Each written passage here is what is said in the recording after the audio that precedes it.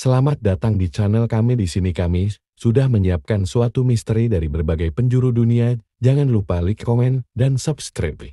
Di sebuah desa terpencil bernama Gelap Wangi, tersimpan sebuah legenda kelam tentang pocong yang digunakan sebagai tumbal untuk melindungi desa dari bencana. Setiap 100 tahun, para tetua desa mengadakan ritual malam di tengah hutan, tempat sebuah altar kuno berdiri. Konon, pocong yang menjadi tumbal adalah arwah penduduk desa yang meninggal secara misterius. Suatu malam, seorang pemuda bernama Ade yang tidak percaya akan legenda ini, memutuskan untuk menyelidikinya. Ditemani lentera kecil, ia menyusup ke hutan pada malam ritual. Ia melihat para tetua desa berdiri mengelilingi altar, membaca mantra dalam bahasa yang tidak ia mengerti. Di tengah altar, sosok pocong yang menyeramkan tampak melayang perlahan, seolah merespons panggilan mistis. Namun, ketika Adi mencoba mendekat, ia mewujudkan sebuah tulang manusia. Tiba-tiba, sosok pocong di altar menoleh ke belakang, meski tidak memiliki mata yang nyata. Dalam ketakutannya, Adi merasa tubuhnya menjadi berat, seolah ada tangan tak terlihat yang menggenggamnya. Esok paginya, Adi ditemukan di pinggir desa dalam keadaan pingsan, dengan luka-luka aneh di tubuhnya. Sejak malam itu, tidak ada lagi yang berani mencurigai kekuatan misterius di balik legenda tumbal pocong. Adi pun memilih untuk meninggalkan desa, membawa cerita yang tak akan pernah ia lupakan. Setelah Adi meninggalkan desa, kehidupan di Gelap Wangi kembali normal, setidaknya di permukaan. Namun, ada sesuatu yang berubah. Warga mulai mendengar bisikan aneh di malam hari, seperti suara orang menangis atau tertawa dalam kegelapan. Beberapa mengaku melihat bayangan putih melompat-lompat di sekitar rumah mereka. Ketakutan mulai merambat. Tetua desa, Pak Mantri, yang memimpin ritual pocong malam itu, merasa gelisar. Dia tahu ada yang salah. Ritual tumbal biasanya menenangkan arwah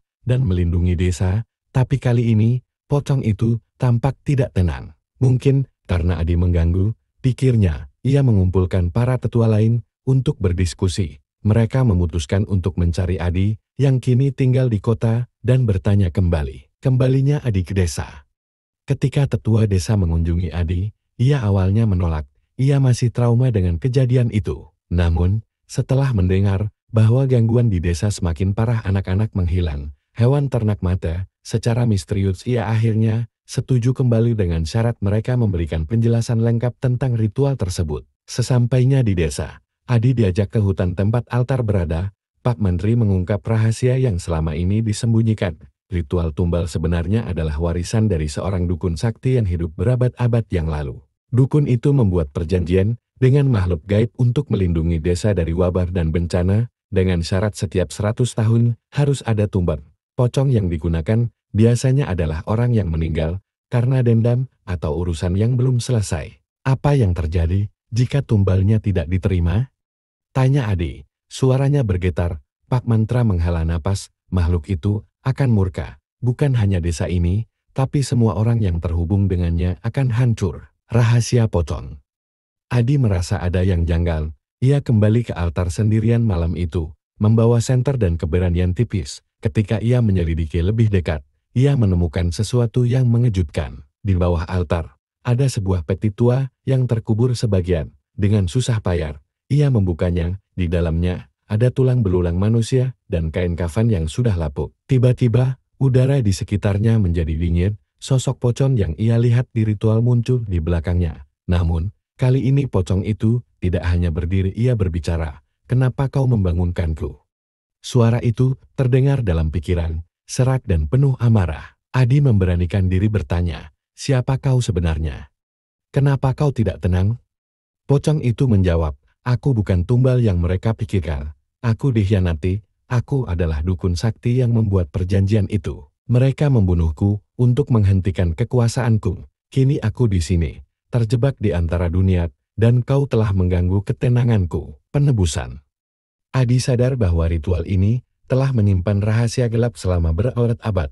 Para tetua tidak hanya menggunakan pocong sebagai tumbal, mereka menyembunyikan dosa nenek-nenek moyang mereka. Ia kembali ke desa dan memaksa para tetua untuk mengakui semuanya di depan warga. Kenyataannya itu mengejutkan semua orang. Warga desa memutuskan untuk menghentikan tradisi tumbal. Mereka bersama-sama mengadakan upacara besar untuk melepaskan arwah dukun itu. Malam itu, dengan mantra dan doa, Pocong tersebut perlahan menghilang ke dalam cahaya, angin sejuk berembus, menandakan bahwa kedamaian telah kembali. Namun, saat Adi bersiap meninggalkan desa untuk selamanya, ia melihat sesuatu di sudut matanya, bayangan putih yang melompat di kejauhan. Mungkin ini belum berakhir, pikirnya dengan ngeri, sebelum melangkah pergi. Setelah ritual pelepasan arwah selesai, suasana di desa Gelap Wangi kembali tenang, atau setidaknya begitulah tampaknya. Warga merasa lega karena pocong dukun sakti telah dilepaskan. Namun, Adi tidak bisa menghilangkan rasa gelisah yang menggelayut di pikiran. Malam sebelum ia pergi dari desa, ia mengalami mimpi yang aneh. Dalam mimpi itu, ia berada di altar hutan. Di sekelilingnya ada bayangan pocong lain, jauh lebih banyak daripada yang pernah ia lihat. Salah satu pocong mendekat dan berbisik, "Kau telah membuka gerbang yang seharusnya tetap tertutup." Ketika terbangun, Adi merasa napasnya berat.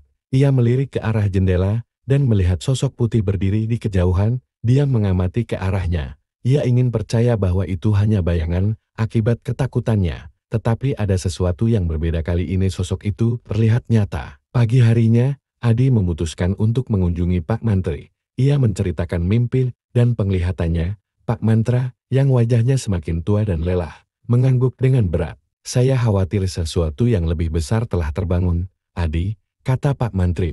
"Ritual yang kita lakukan mungkin hanya menyelesaikan sebagian masalah. Perjanjian itu lebih tua dari dukun sakti. Itu adalah ikatan dengan sesuatu yang tidak pernah sepenuhnya kita mengerti." Adi merasa dingin mendengar kata-kata itu. "Jadi, ada lebih banyak makhluk di luar sana?" tanyanya.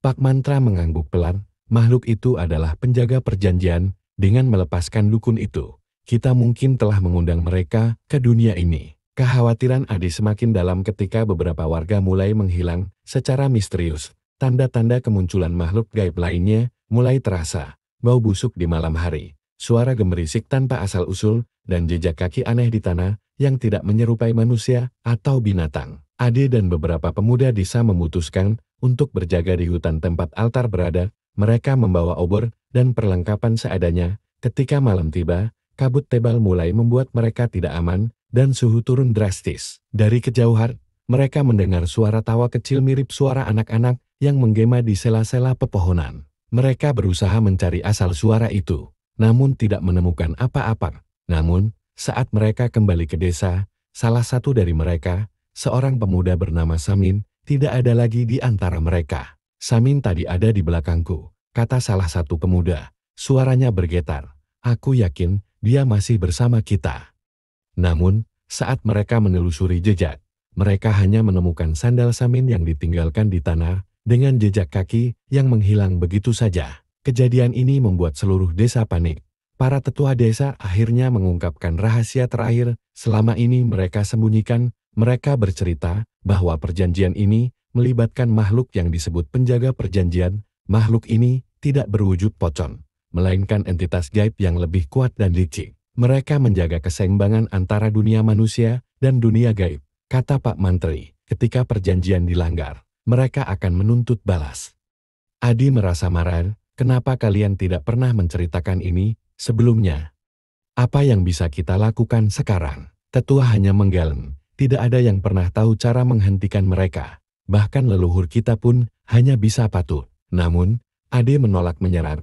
Ia mulai mencari cara untuk melawan. Ia membaca kitab-kitab lama di rumah Pak Mantri, mencari petunjuk apapun tentang penjaga perjanjian. Dalam salah satu manuskrip kuno, ia menemukan sesuatu. Penjaga hanya bisa dihentikan jika sumber kekuatannya dihancurkan. Manuskrip itu menyebutkan bahwa sumber kekuatan penjaga terletak di Gunung Angker, sebuah tempat terlarang yang dianggap penuh dengan kutukan. Adi memutuskan untuk pergi ke sana, meskipun para tetua memperingatkannya bahwa tidak ada yang pernah kembali dari gunung itu. Bersama beberapa pemuda penanda tanganan, Adi memulai perjalanan. Mereka berjalan selama 3 hari melewati hutan lebat, menghadapi suara-suara misterius dan bayangan yang mengikuti mereka. Ketika mereka mencapai puncak, mereka menemukan sebuah gua besar dengan pintu batu yang ditutupi oleh simbol-simbol kuno. Saat mereka memasuki gua, mereka disambut oleh pemandangan yang mengerikan. Tengkorak manusia berserakan di lantai, dan di tengah ruangan terdapat sebuah obelis hitam yang memancarkan cahaya merah samar. Namun, sebelum mereka mendekati obelis, bayangan-bayangan besar muncul dari kegelapan. Makhluk-makhluk itu tidak berbentuk, hanya mata merah yang menyala dan suara mendesing yang menusuk telinga. Adi dan teman-temannya berusaha melawan, tetapi makhluk itu terlalu kuat. Ketika segalanya tampak hilang, Adi teringat mantra dari manuskrip yang dibawanya. Dengan sisa tenaga, ia mulai membaca mantra itu dengan lantang. Cahaya terang muncul dari obelisk, menyilaukan semua yang ada di dalam gua. Makhluk-makhluk itu melolong sebelum akhirnya menghilang. Gua mulai runtuh, dan Adi berteriak kepada teman-temannya untuk lari. Adi dan dua temannya yang selamat kembali ke desa dengan luka-luka. Mereka disambut dengan kelegaan dan haru. Namun, meskipun sumber kekuatan telah dihancurkan, Adi tahu ini bukanlah akhir dari semuanya. Dunia manusia dan dunia gaib telah bersinggungan terlalu lama, kata Adi. Selama kita tidak menghormati keseimbangan, ancaman ini bisa kembali kapan saja. Sejak saat itu, Desa Gelap Wangi tidak lagi mengadakan ritual tumbal. Sebaliknya, mereka memilih untuk hidup sederhana, menjaga hubungan dengan alam, dan memohon perlindungan melalui doa. Namun, setiap kali kabut tebal membuat desa, mereka tetap waspada, mengingat bahwa bayangan dari masa lalu tidak pernah hilang sepenuhnya.